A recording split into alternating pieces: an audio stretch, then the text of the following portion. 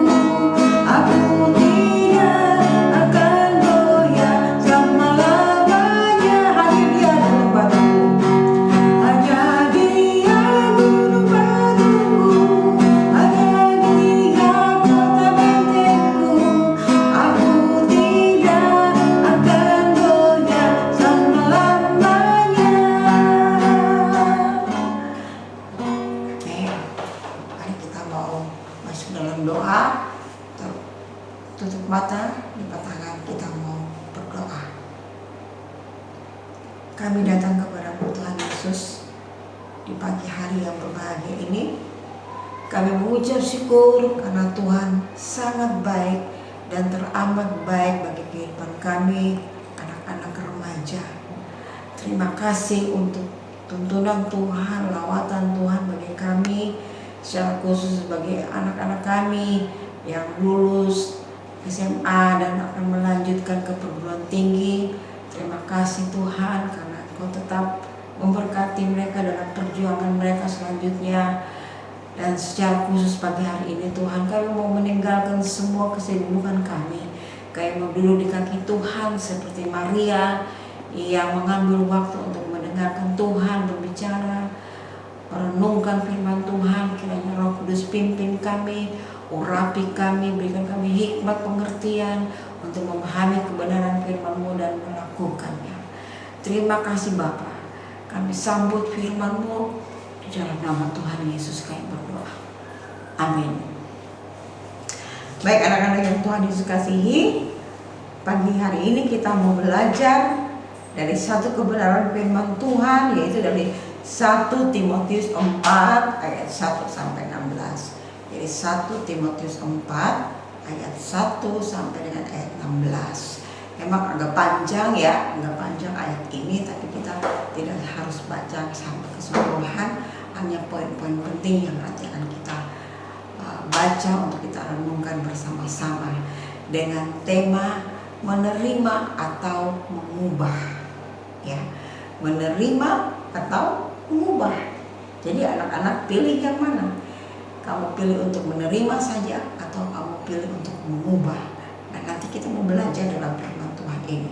Mari kita buka dulu 1 Timotius 4. Ya, kita baca 1 Timotius 4 ayat 1 sampai dengan ayat yang ke-16. Tapi kita pertama-tama hanya baca ayat 1 sampai dengan ayatnya yang ketiga saja dulu ya. 1 Timotius 4 ayat 1 sampai 16, tapi kita pertama hanya akan baca ayat 1 sampai ayat 3. Kalau anak-anak sudah buka kitabnya ya, kita akan bersama-sama membaca ya, sama-sama membaca.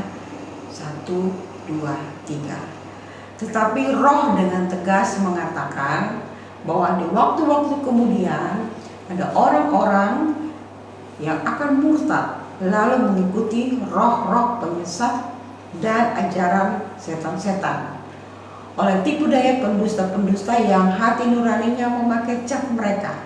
Mereka itu melarang orang kawin, melarang orang makan makanan yang diciptakan Allah, supaya dengan pengucapan syukur dimakan oleh orang percaya dan yang telah mengenal kebenaran.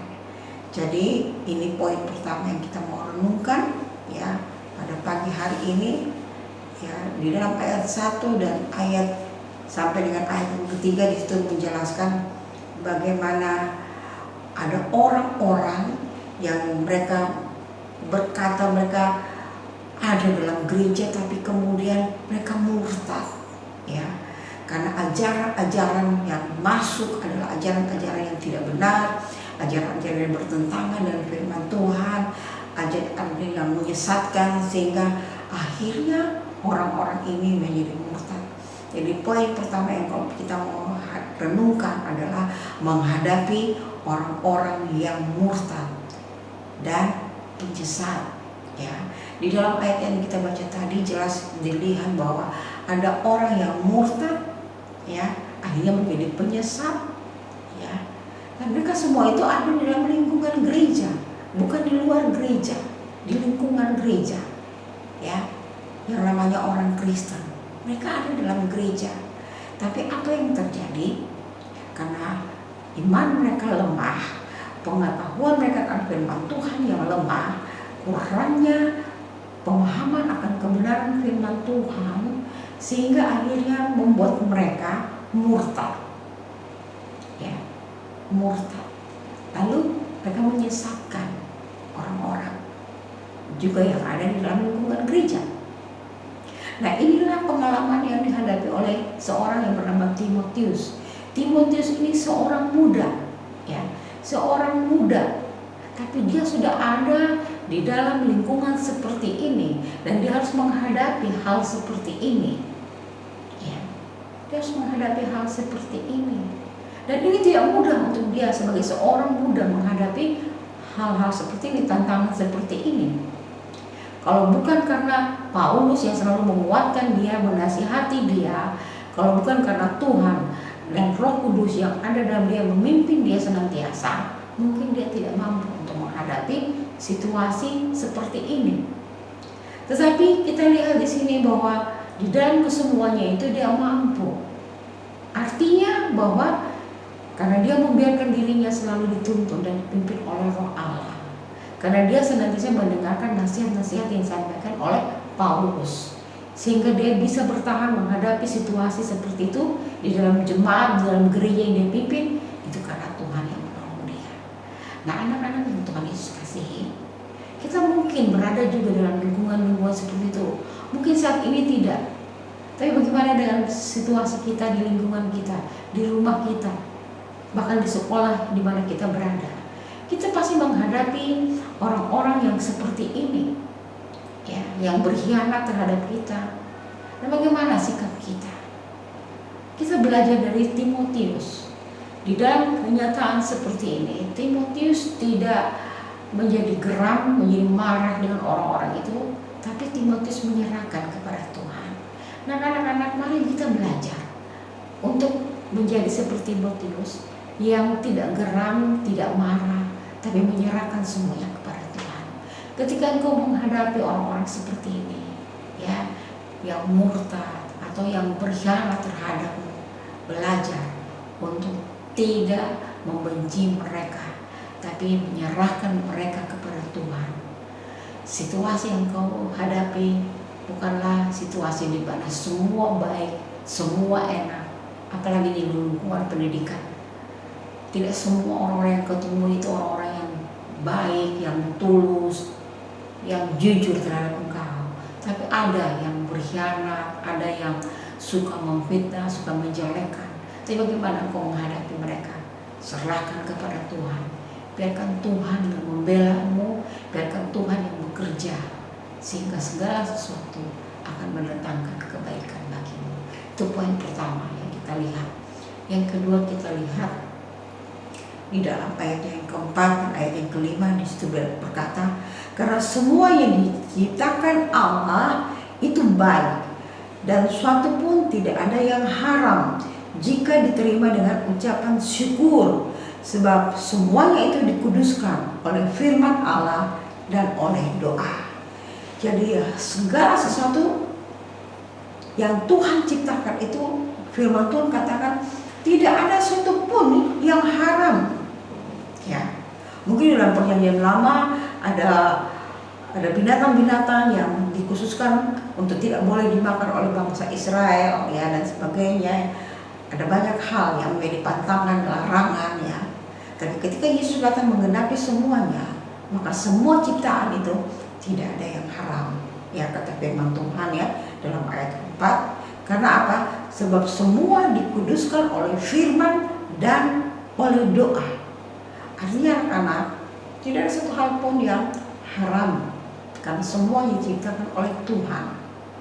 Yang haram, kata Tuhan Yesus, adalah sesuatu yang kita keluarkan dari dalam mulut kita, keluar itu yang haram, ya. Tapi segala sesuatu yang masuk ke dalam tubuh kita itu tidak ada yang haram. Artinya, mari kita belajar dari firman Tuhan, ya, bahwa tidak ada hal yang haram kalau itu disertai dengan ucapan syukur.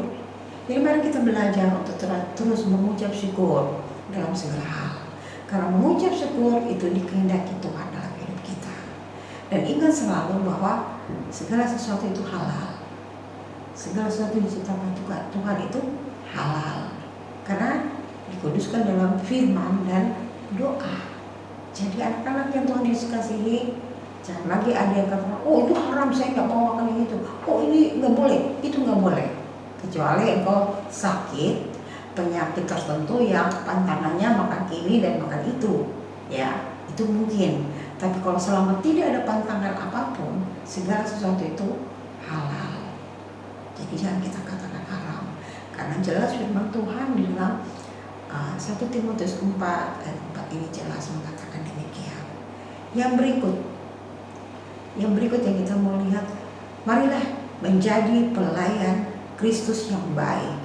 Di dalam ayat yang ke-6 disitu katakan, dengan selalu mengingat hal-hal itu kepada saudara-saudara kita, engkau akan menjadi seorang pelayan Kristus Yesus yang baik, terdidik dalam soal-soal pokok iman kita dalam ajaran sehat yang telah kau ikuti selama ini.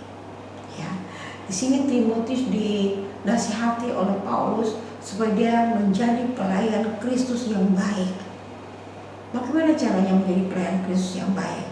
Dengan senantiasa mau diajar, mau dididik terus-menerus oleh firman Tuhan, sehingga kita dapat menjadi pelayan Kristus yang baik. Mungkin anak-anak berpikir, saya kan masih muda, saya kan masih remaja, saya kan masih ini.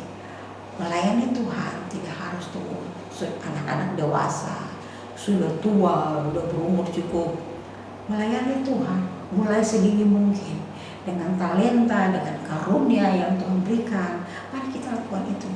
Tuhan Yesus sejak umur 12 tahun dia sudah melayani. Anak-anak yang remaja udah lebih dari 12 tahun, mungkin 16 tahun, 17 tahun, 18 tahun, ya. Pastinya kita sudah bisa melayani Tuhan dengan karunia yang ada pada kita, ya, karunia yang ada pada kita.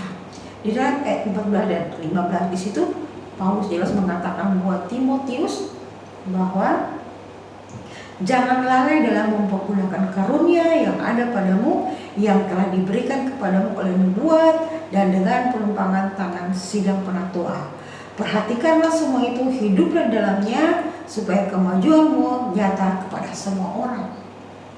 Jadi anak-anak, gunakanlah karunia yang ada padamu, gunakanlah talenta-talentamu yang Tuhan berikan untuk melayani Tuhan.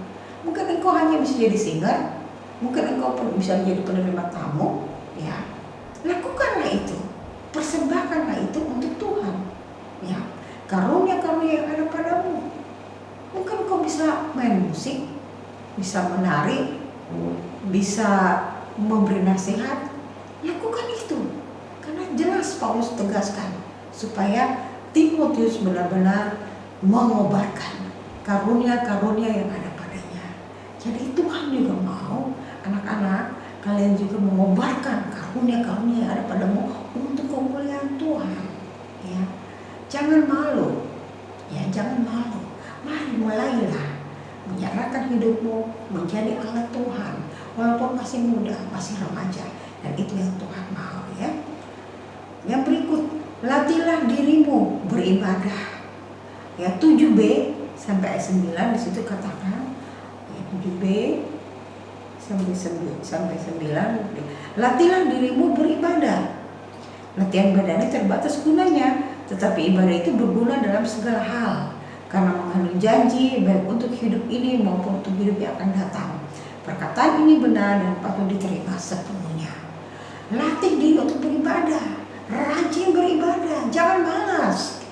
Saya lihat banyak anak-anak remaja itu yang malas ke gereja, malas beribadah, malas berdoa, apalagi membaca Alkitab, malas. Mari lawan kemalasan itu, minta Roh Kudus menolong. Jangan kalah dengan kelemahan-kelemahan. Malas itu dosa. Ya. Malas itu dosa, hal yang tidak bagus. Jadi kalau anak-anak malas, maka engkau sudah memberikan peluang untuk iblis untuk membuatmu jauh dari Tuhan. Jadi jangan malas. Latih terus dirimu untuk beribadah, suka beribadah, rajin membaca firman Tuhan, ya. Karena ini penting untukmu, untuk hidupmu sekarang dan nanti, ya. Semua ditentukan oleh hidupmu sendiri. Kalau engkau mau diberkati Tuhan, engkau harus melatih dirimu terus-menerus beribadah dengan benar. Rajin beribadah, rajin berdoa, rajin membaca Alkitab. Bahkan satu yang penting, rajin mencari jiwa bagi Tuhan. Ya, dan ini penting anak-anak, ini penting. Jadi latihlah dirimu beribadah, giat selalu untuk hal apapun. Ya, jadilah teladan. Ayat 12 dikatakan, jangan seorang pun menganggap engkau rendah karena engkau muda. Jadilah teladan bagi orang-orang percaya dalam perkataanmu, dalam tingkah lakumu, dalam kasihmu, dan dalam kesetiaanmu, dan dalam kesucianmu. Jadi teladan. Jangan sampai kita jadi batu sandungan, ya. Kadang-kadang anak-anak remaja itu tidak jadi teladan. Jangankan jadi teladan untuk teman-teman di sekolah, jadi teladan di rumah nggak bisa jadi teladan. Suka-suka. Tapi kita belajar. Firman Tuhan mau kita menjadi teladan. Teladan dalam perkataan, teladan dalam kasih, teladan dalam tingkah laku, dan lain-lain sebagainya. Itu akan menjadi hal yang dilihat orang. Kalau kita benar-benar anak Tuhan, itu terpancar dari hidup kita. Teladan itu akan muncul dan orang akan melihat orang memuliakan Allah. Jadi anak-anak, kita perlu menjadi teladan, ya. Itu penting. Ya. Yang terakhir, waspada. Kita harus waspada, ya. Waspada. Di dalam ayat 16 di situ dikatakan, awasilah dirimu sendiri dan awasilah ajaranmu, ya. Awasilah dirimu sendiri dan awasilah ajaranmu. Bertekunlah dalam semuanya itu, karena dengan berbuat demikian engkau akan menyelamatkan dirimu dan semua orang yang mendengar engkau. Jadi anak-anak Tuhan Yesus kesini, kita harus waspada. Kita mengawasi ajaran kita juga mengawasi diri kita sendiri. Jangan sampai kita salah. Kalau di TV itu kita sering lihat di acara apa ya itu yang selalu waspadalah. Ya, artinya engkau harus selalu siaga dalam segala hal. Harus waspada dalam segala hal. Karena ada banyak sekali orang yang akan menilai dan melihat kita. Ada banyak sekali ajaran-ajaran yang akan menyesatkan kita kalau kita tidak waspada. Karena itu, mari awasi dirimu sendiri. Apakah engkau sungguh-sungguh sedang berada dalam jalannya Tuhan, atau engkau sedang menyimpang?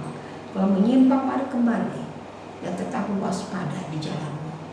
Karena jalanmu akan menentukan ke arah mana engkau akan tempuh.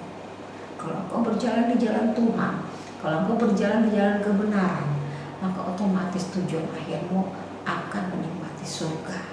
Tapi engkau melangkah salah, keliru, maka maut yang akan engkau terima. Karena itu, mari waspada dalam hidup ini, belajar untuk sungguh-sungguh taat dan setia. Jadi di sini jelas terlihat kau mau menerima atau mengubah. Ya, menerima firman Tuhan dan biarlah firman Tuhan itu mengubah hidupmu. Kalau kau menerima kemudian firman Tuhan mengubah hidupmu, artinya bahwa di sini engkau benar-benar mau berubah. Jadi engkau perlu mengubah yang harus diubah. Ya, mengubah yang harus diubah.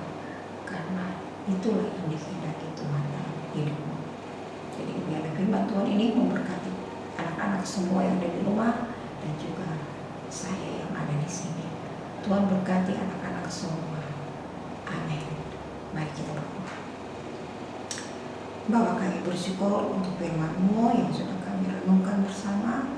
Kiranya Roh Kudus, Engkau sendiri akan memeteraikan firman Tuhan di hati anak-anak remaja yang mendengarkan.